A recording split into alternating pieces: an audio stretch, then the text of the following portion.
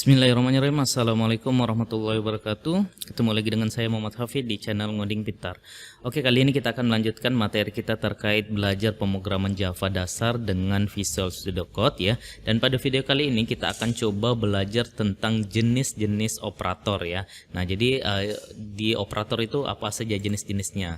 Nah, di sini ada 6 jenis operator dalam pemrograman Java yang bisa kita pelajari. Yang pertama ada namanya operator aritmatika, kemudian yang kedua ada namanya operator penugasan, lalu ada namanya operator pembandingan atau pembanding ya, kemudian logika, bitwise dan ternary ya. Nah, kalau kita gambarkan seperti ini jadinya gini ya. Jadi ada operator, kemudian di aritmatika itu kita akan pelajari tentang penjumlahan, pengurangan, pembagi, perkalian, kemudian sisa bagi.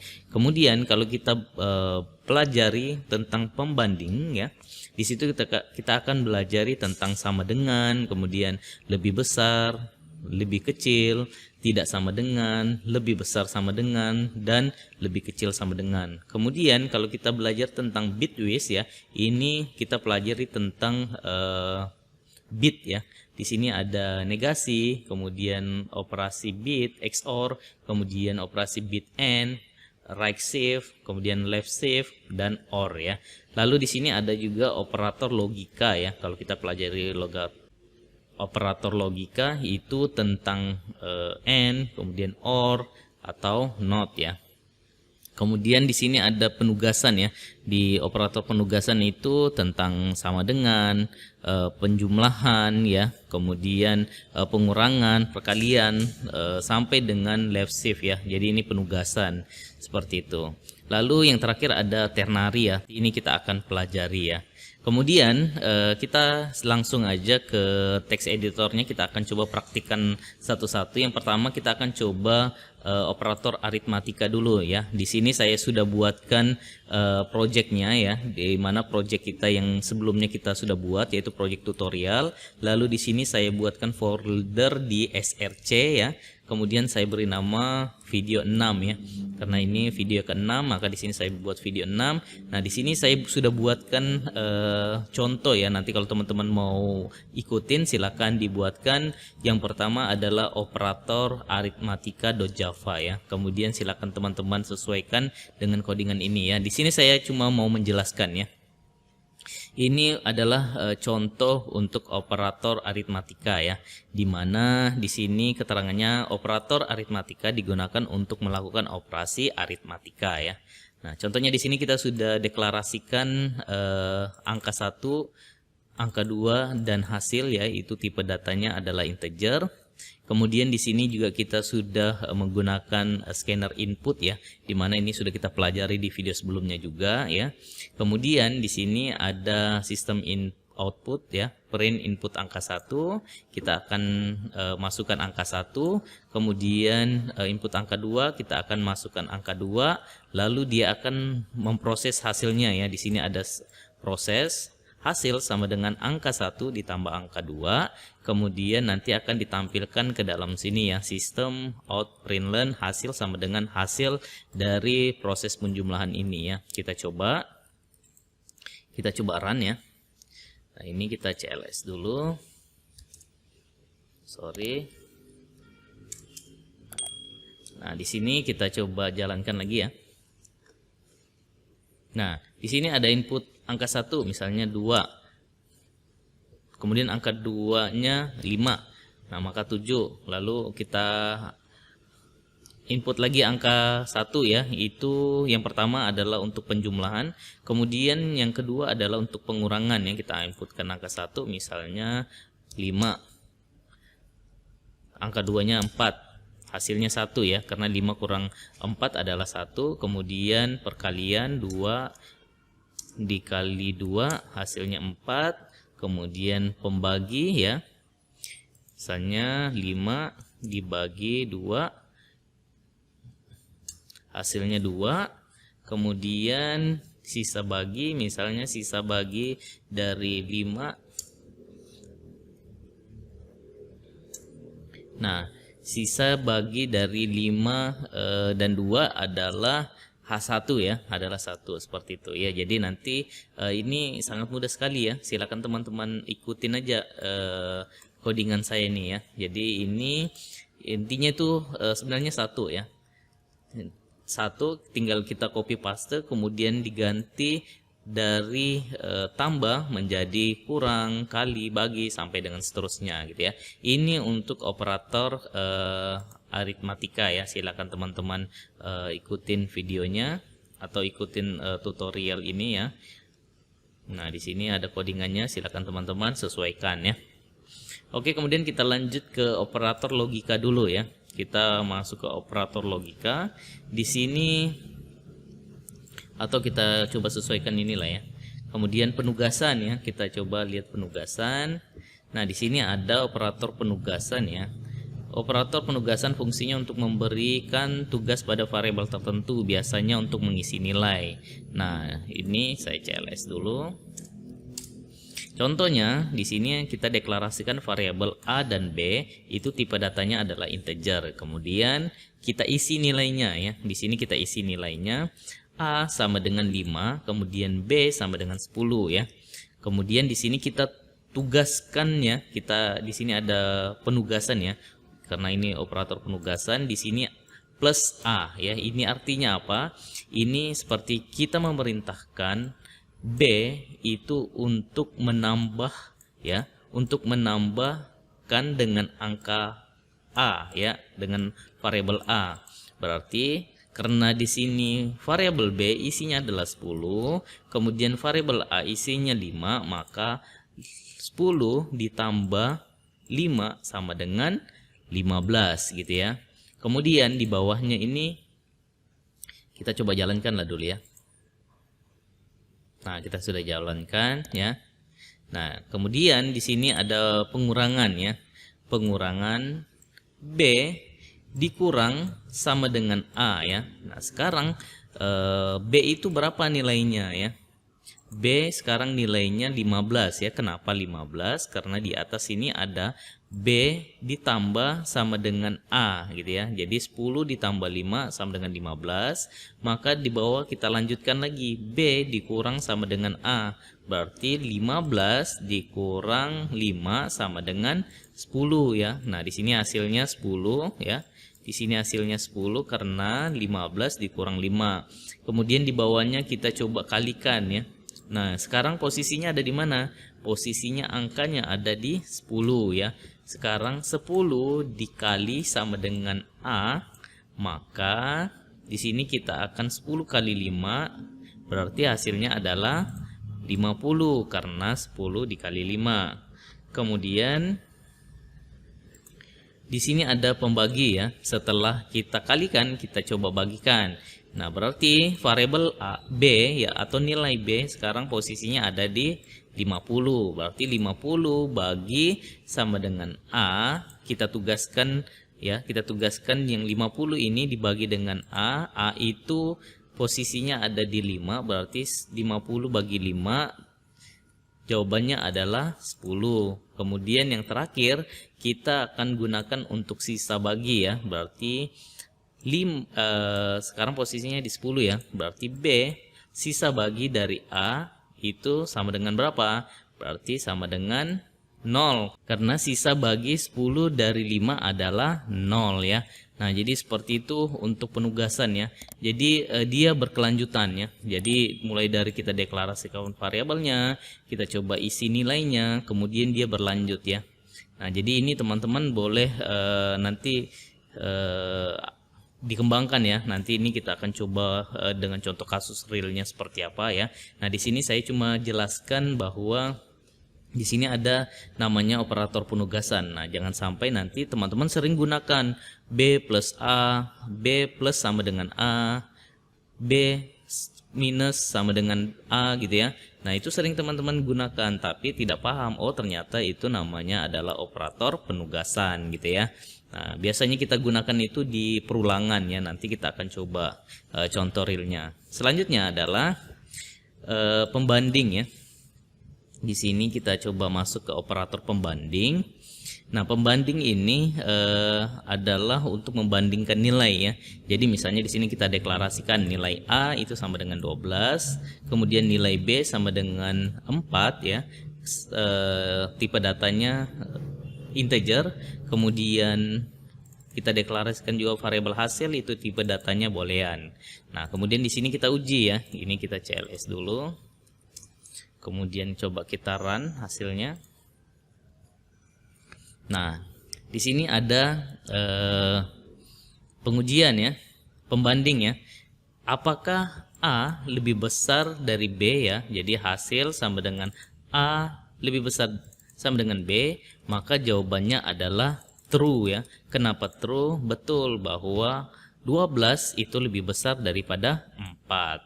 Kemudian di bawahnya adalah hasil sama dengan nilai lebih kecil dari B, nilai B. Nah, di sini pembandingnya apakah nilai A lebih kecil dari nilai B? Jawabannya adalah false. Kenapa false? Karena nilai A itu tidak lebih besar dari B gitu ya. Karena 12 lebih besar daripada 4 gitu ya. Maka hasilnya adalah false. Kemudian selanjutnya adalah apakah nilai A lebih besar sama dengan nilai B? Maka jawabannya adalah true ya, karena 12 betul lebih besar sama dengan 4 gitu ya. Nah, terus bagaimana kalau misalnya 12 kemudian nilai B-nya kita isi 12 juga? Apa yang terjadi kalau kita save kemudian kita refresh?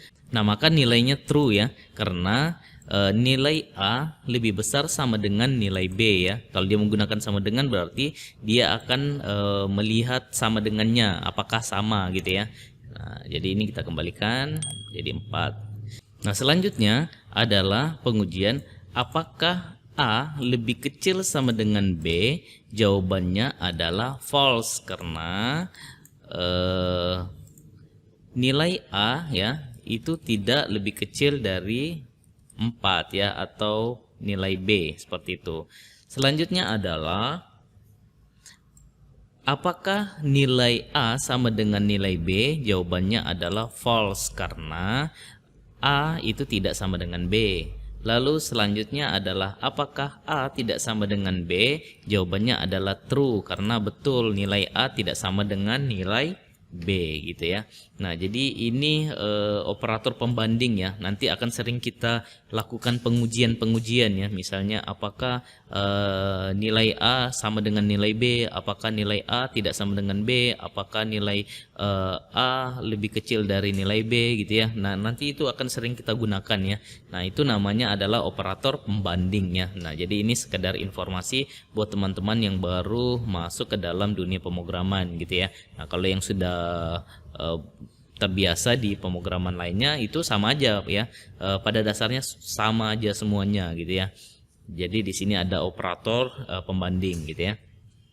Selanjutnya adalah operator logika ya. Di sini ada operator logika, di mana di sini kita deklarasikan variabel A dan B itu tipe datanya boolean ya, A B C D. A B C ini kita deklarasikan variabelnya, kemudian tipe datanya boolean, lalu kita isi nilainya.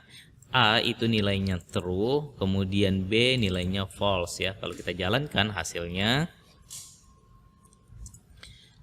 seperti ini.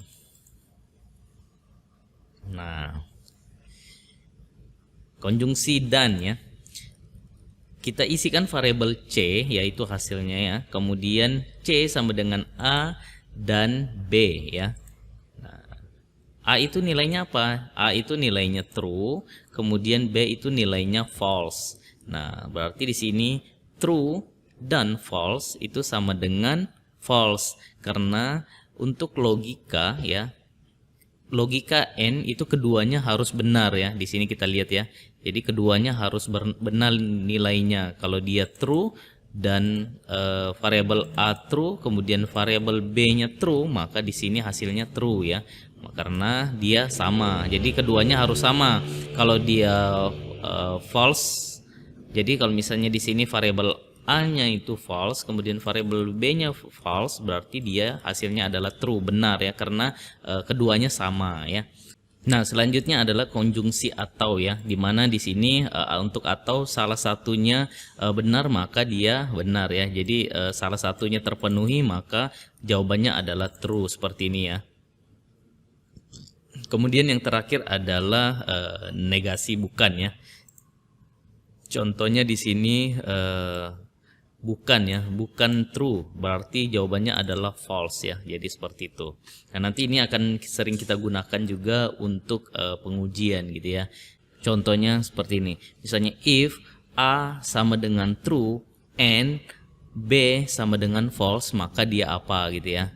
Nah, nanti itu akan sering kita gunakan untuk operator logika ini. Nah, selanjutnya kita akan masuk ke dalam operator bitwise ya. Nah, di mana bitwise ini tentang binary ya. Nah, di sini contohnya kita deklarasikan variabel A tipe datanya integer itu sama dengan 60. 60 itu binary-nya adalah 00111100. Kemudian selanjutnya adalah variabel B tipe datanya integer, kita isikan 13. Kemudian 13 itu binary-nya 00001101. Kemudian di sini ada variabel C isinya 0 ya. Nah, contohnya di sini kita menggunakan bitwise n ya. Di sini ada bitwise n, kemudian simbolnya adalah simbol dan ya. Seperti itu. Nah, di sini jawabannya adalah 12. Kenapa 12? Karena di sini n ya. Nah, di sini contohnya begini.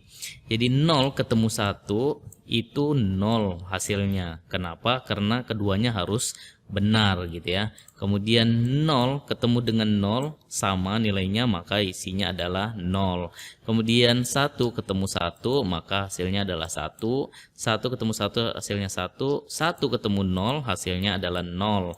Kemudian 1 ketemu 0 hasilnya 0. Kemudian 0 ketemu 0 hasilnya 0.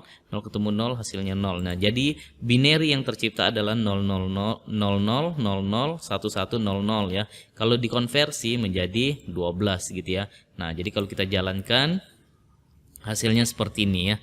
Nah, nanti ini silakan teman-teman lihat-lihat lagi ya. Nah, nanti cuma ini untuk bitwise ini akan jarang kita gunakan ya. Kita akan langsung lanjut aja ke ternary ya. Yang terakhir adalah ternary, di mana ternary ini saya pribadi sering menggunakannya ya. Nah, karena untuk lebih simpel pengujiannya kita bisa menggunakan operator ternary ya. Misalnya di sini kita deklarasikan variabel suka, itu tipe datanya ada boolean. Di sini kita isi nilainya adalah true. Nah, kemudian di bawahnya kita deklarasikan variabel jawaban, itu tipe datanya adalah string. Nah, misalnya di sini kita menggunakan operator ternary.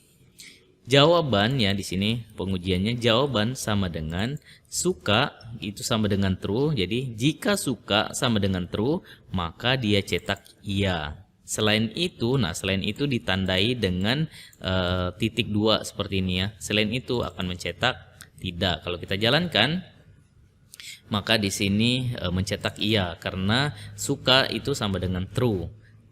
Kemudian di bawah contoh lainnya, misalnya kita deklarasikan variabel Jekyll, tipe datanya integer, kita isikan sama dengan 1 ya. Nah, jadi jawabannya adalah jika Jekyll jenis kelamin sama dengan 1, maka dia akan mencetak laki-laki. Selain itu, dia akan cetak perempuan. Nah, terbukti di sini dia cetak laki-laki. Gimana kalau nilainya di sini saya isikan 0 gitu ya. Nah, kalau kita jalankan lagi, maka dia akan mencetak perempuan ya, karena di sini pengujiannya jika Jekyll sama dengan 1 maka dia laki-laki. Kalau maka itu ditandai dengan tanda tanya ya, maka dia laki-laki. Selain itu dia perempuan. Nah, jadi pengujiannya itu dua ini harus diperhatikan ya, tanda tanya dan titik 2 ini. Tidak ada salah satunya maka dia akan error ya. Contohnya ini saya hapus titik 2-nya ya. Nah, atau kita hapus begini. Nah, dia akan error juga ya. Jadi itu sudah satu pasang ya. Nah, itu yang harus teman-teman perhatikan ya.